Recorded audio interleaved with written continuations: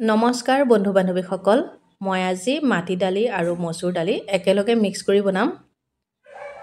কুকাৰত মই দালিখিনি দি পানী দিলোঁ, তাৰপাছত নিমখ দিলোঁ। নিমখ দি কুকাৰৰ ঢাকনিখন লগাই গেছৰ ওপৰত কুকাৰটো উঠাই দিলোঁ। 5টা হুইচেল মাৰিব দিলোঁ।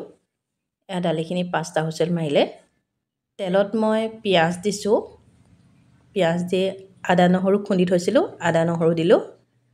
তাৰপাছত বিলাহী এটা সৰু সৰুকৈ কাটি ল'লোঁ, বিলাহীখিনি দি দিলোঁ।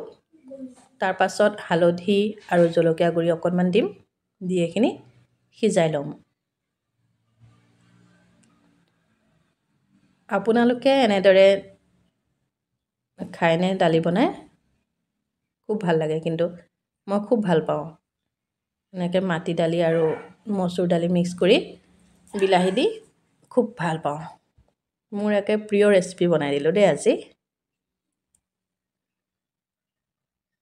তাৰপাছত বিলাহীখিনি সিজাৰ পাছত দালিখিনি দি দিলোঁ। এতিয়া মই আকৌ অকণমান উতলিব দিম। উতলিবৰ কাৰণে ঢাকনখন লগাই দিলোঁ। তাৰপাছত এইখিনি উতলি আছে। উতলি আকৌ আৰু অলপ ভালদৰে সিজি যাব। এয়া দালি ৰেডি হৈ গ'ল। আপোনালোকে ভিডিঅ'টো শেষলৈকে চোৱাৰ বাবে ধন্যবাদ জনালোঁ।